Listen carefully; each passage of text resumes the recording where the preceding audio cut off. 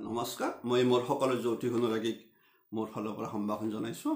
মই আজি আপোনালোকৰ লগত এটা খুব ভাল যোগৰ বিষয়ে আলোচনা কৰিম। সেইটো হ'ল আমাৰ কুণ্ডলীত সন্নিৱিষ্ট হৈ থকা কিছুমান কুণ্ডলীত দেখা যায় ৰাজযোগ। এই ৰাজযোগ এটা খুব উত্তম যোগ। যাৰ কুণ্ডলী ৰাজযোগ থাকে সেই ৰাজযোগৰ কুণ্ডলীত থকা জাতকসকল কোৱা আছে যে এই জাতকসকল যদি এই ৰাজযোগ প্ৰবল হৈ থাকে তেতিয়াহ'লে তাৰ ফল হয় কি সেই জাতক ৰাষ্ট্ৰপতি হ'ব পাৰে, প্ৰধানমন্ত্ৰী হ'ব পাৰে, আপোনাৰ MLA, মিনিষ্টাৰ, গাঁও প্ৰধান, অঞ্চল প্ৰধান বা উচ্চ চৰকাৰী বিষয়া, প্ৰশাসনিক বিষয়া আদি হোৱাৰ মেক্সিমাম সম্ভাৱনা থাকে। কিন্তু কথা হ'ল তাৰ লগত কুণ্ডলীত আৰু আন শুভ যোগ সন্নিৱিষ্ট থাকিব লাগিব। কিন্তু এই আজিৰ বিষয়বস্তুটো হ'ল মই যিটো যোগৰ কথা ক'ম সেইটো ৰাজযোগৰে অন্তৰ্ভুক্ত। এই ৰাজযোগৰ অন্তৰ্ভুক্ত কোনটো ক'ম যে ক্ষেত্ৰ বিনিময় যোগ।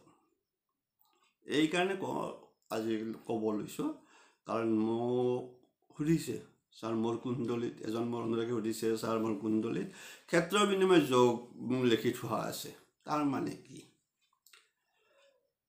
মই এনচাৰটো দিছোঁ, কৈছোঁ যে আপোনাৰ খুব শুভ যোগ, কিন্তু আচলতে আপোনাৰ কুণ্ডলী সেইটো ৰাজযোগ, কিন্তু শুভ বুলি কৈছোঁ অতি শুভ যোগ। কিন্তু কথা হ'ল এই যে ক্ষেত্ৰ বিনিময় যোগ হ'ব লাগিব কাৰ কাৰ মাজত? এইকেইটাৰ মাজত হ'ব লাগিব আপোনাৰ ৰাজযোগ হ'ব লাগিলে কেন্দ্ৰপতি আৰু কোণপতিৰ মাজত ক্ষেত্ৰ বিনিময় হ'ব লাগিব। ক্ষেত্ৰ বুলি কোৱাৰ লগতে আমাৰ 12টা ৰাশিত আপোনালোকে লক্ষ্য কৰিব যে তাতে ৰবি আৰু চন্দ্ৰৰ বাহিৰে বাকীকেইটা গ্ৰহক আপোনাক দুটাকৈ ঘৰ দিয়া আছে। ৰাহুকেতু বাদ দিয়ে চাব পাৰে আপোনালোকে, মুখ্যতঃ পাব। গতিকে এইকেইটা গ্ৰহৰ মাজতে যদি কোনোবা যদি কেন্দ্ৰপতি হয়, কোনোবা কোণপতি হৈ থাকে, তাৰ মাজত যদি বিনিময় হয়, স্থান বিনিময় মানে ধৰক আপোনাৰ লগ্ন মেঘ হ'ল, মই কৈ দিছোঁ আপোনাৰ মেঘ লগ্ন অধিপতি, আপোনাৰ লগ্ন সাপেক্ষে কিন্তু চতুৰ্থ কোণী হ'ব কৰ্কট, চন্দ্ৰ হ'ব, চতুৰ্থপতি কেন্দ্ৰপতি কিন্তু তাৰ অধিপতি চন্দ্ৰ হ'ব। পঞ্চমত কোণী থাকিল সিংহৰ অধিপতি ৰবি, অৰ্থাৎ আপোনাৰ ৰবি যদি এই ৰবি গ্ৰহ পঞ্চমপতি যদি লগ্নত থাকে আৰু লগ্ন অধিপতি কোণী মংগল যদি আপোনাৰ পঞ্চমত থাকে, এইটো চেঞ্জ কৰিলে।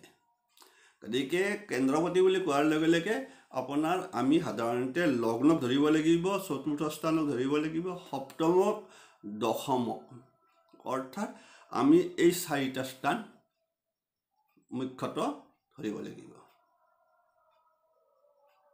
কাৰণ লগ্ন থাকিল, চতুৰ্থ থাকিল, সপ্তম থাকিল আৰু দশম থাকিল, এইকেইটা কেন্দ্ৰৰ স্থান। আনফালে কোণ বুলি কোৱাৰ লগতে পঞ্চম আৰু লগ্ন সাপেক্ষে পঞ্চম স্থান আৰু নৱম স্থান, এই দুটা কোণ স্থান আৰু তাত থকা গ্ৰহক কোৱা হয় কোণপতি।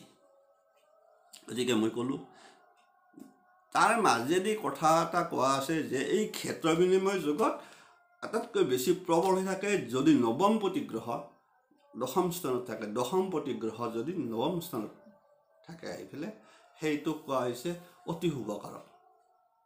কাৰণ প্ৰথমটোত কৰি অনুক্ৰমে প্ৰবল হৈ থাকে। ইয়াৰ যিটো আছে আপোনাৰ কোণপতি পঞ্চমত কৰি নৱমপতি বেছি জলবান হৈ থাকে কোণপতি হিচাপত। সেইকাৰণে কৈছোঁ যদি নৱমপতি যদি দশমত থাকে আৰু আনফালে কেন্দ্ৰপতি হিচাপতো দশম স্থানটো বেছি ওপৰত আছে, শ্ৰেষ্ঠ হৈ থাকে। তাৰ ফলত যিসকল জাতক জাতিকাৰ কুণ্ডলীৰ যদি নৱমপতি দশমত থাকে, দশমপতি যদি নৱমত থাকে, সেইসকল জাতক জাতিকাৰ কুণ্ডলীখন প্ৰবল ৰাজযোগ হৈ থাকে। তাত যদি অকণমান বেলেগ ছাইডৰ শুভ যোগ থাকে তেনে সেই জাতক জাতিকাই আপোনাৰ এই যে আমি ক'লোঁ মই লগতে এই ৰাষ্ট্ৰপতি হ'ব পাৰে, ৰাষ্ট্ৰপ্ৰধান, প্ৰধানমন্ত্ৰী, মুখ্যমন্ত্ৰী, মিনিষ্টাৰ, MLA, গাঁও প্ৰধান, গাঁও অঞ্চল, উচ্চ পদস্থ চৰকাৰী বিষয়া, এইসকল জাতক জাতিকাৰ ভাগ্যত আছে বুলি ক'ব পাৰে। কিন্তু তাৰ লগত কুণ্ডলীখন আন কিছু দুই এটা শুভযোগ ছাপৰ্টিং থাকিব লাগিব। এইটো হ'ল প্ৰথম ৰাজযোগৰ এই কেন্দ্ৰৱৰ্তী কোণপতি সম্পৰ্কৰ ওপৰত ভিত্তি কৰি মুখ্যতঃ 4টা শ্ৰেণীত ৰাজযোগ ভাগ কৰা হৈছে। এই যিটো ক্ষেত্ৰ বিনিময় এইটো হ'ল প্ৰথম। তাৰপিছত আকৌ দ্বিতীয় এটা ভাগ আছে, সেইটোত আছে গ্ৰহৰ দৃষ্টি বিনিময়। আন এটা আছে এটাই দেখা হ'ব আনটো দেখা নাপালেও হ'ব, কিন্তু ধৰক কেন্দ্ৰৱৰ্তীয়ে কোণপতিক দেখিলে কোন থাকিব লাগিব, কিন্তু কোণপতি এইটো কোণপতি দেখা পালে, গতিকে ঠিক সেইদৰে কথা আছে। আনফালে কেতিয়াবা একেলগে যদি একে ৰাশিত থাকে সেই এটাও ৰাজযোগ হৈ যায়। যদি কেন্দ্ৰৱৰ্তী কোণপতি একে ৰাশিত থাকে সেই এটা ৰাজযোগ। কিন্তু মই সেইকেইটা বেলেগ বিশ্লেষণ ক'ব নাযাওঁ পিছত, তাৰ বাহিৰেও বহুত আছে। কিন্তু মুখ্য কথা মই কৈছোঁ ক্ষেত্ৰ বিনিময় যোগটোৰ কথা। নিশ্চয় আপোনালোকে বুজি পালে। যিসকল জাতক জাতিকাৰ কুণ্ডলীত ক্ষেত্ৰ বিনিময় যোগ আছে, তেনেহ'লে আপোনাৰ কুণ্ডলীত প্ৰবল ৰাজযোগ সৃষ্টি হৈ আছে। অতি শুভ। যেতিয়াই আপোনাৰ এনে এটা ভাল সময় আহিব, এই গ্ৰহ দুটাৰ মাজত যিটোৰ কোনোবাটোৰ যেতিয়াই আপোনাৰ ধৰক দশা বা অন্তৰ্দশা মহাদশা চলিব, আপুনি শুভ ভালে পাব। কিন্তু তাৰ লগত আপোনাৰ মই কোৱাৰ নিচিনা কিন্তু আনফালে আন শুভ যোগ কিছু ছাপৰ্টিং থাকিব লাগিব। নিশ্চয় ক্লিয়াৰ হ'ল। ক্ষেত্ৰ বিনিময় যোগটো মই কৈ দিলোঁ। গতিকে যি মানে অকল এজনৰ মোৰ কথাৰ উদ্দেশ্যই কৈ দিছোঁ যে এজনৰ কিয় জানি থ'ব লাগে, সকলোৱে জানক, সকলোৱে নিজে চাই লওক আপোনাৰ সেনেকুৱাকৈ আছে নেকি, লৈ চাই ল'ব। মই আকৌ এবাৰ কৈ দিছোঁ, কেন্দ্ৰ বুলি কোৱাতে আপুনি কেন্দ্ৰস্থানত লগ্নক ধৰিব, তাৰপিছত চতুৰ্থ স্থানক ধৰিব, সপ্তমক ধৰিব, দশমক ধৰিব। আনফালে কোন বুলি কওঁতে পঞ্চমক ধৰিব, নৱমক ধৰিব। কিন্তু শ্ৰেষ্ঠ একদম এই ক্ষেত্ৰ বিনিময় যোগ কিন্তু শ্ৰেষ্ঠতমটো হ'ল প্ৰবল হৈ থাকিব, প্ৰবল হ'ব নৱমপতি গ্ৰহ যদি দশমত থাকে, দশমপতি গ্ৰহ যদি আপোনাৰ নৱমত থাকে। অৰ্থাৎ ভাগ্যস্থানৰ অধিপতি কৰ্মস্থানৰ অধিপতি যদি ভাগ্যস্থানত বহি থাকে, সেইটো হ'ল মুখ্য প্ৰবল ৰাজযোগ। এইটো প্ৰথম শ্ৰেণীৰ ৰাজযোগ। এৰিছোঁ, ক্লিয়াৰ হ'ল নিশ্চয়। যিখিনি মানে কিছুমানে জনা নাছিল যদি মই কৈ দিলোঁ, এইটোকে কোৱা হয় ক্ষেত্ৰ বিনিময় যোগ। কিন্তু সেই বুলি আপুনি কেতিয়াবা দেখা যায় যে লগ্নপতি যদি দ্বিতীয় ভাৱত থাকে, দ্বিতীয় ভাৱত যদি গ্ৰহ যদি প্ৰথম লগ্নত থাকে, তেতিয়া ৰাজযোগ নহ'ব। এইটোও ক্ষেত্ৰ বিনিময় হ'ব, তেতিয়া ৰাজযোগ নহ'ব। কিন্তু ৰাজযোগ হ'ব লাগিব আপোনাৰ কেন্দ্ৰপতিৰ লগত কোণপতি সম্পৰ্ক হ'বই লাগিব।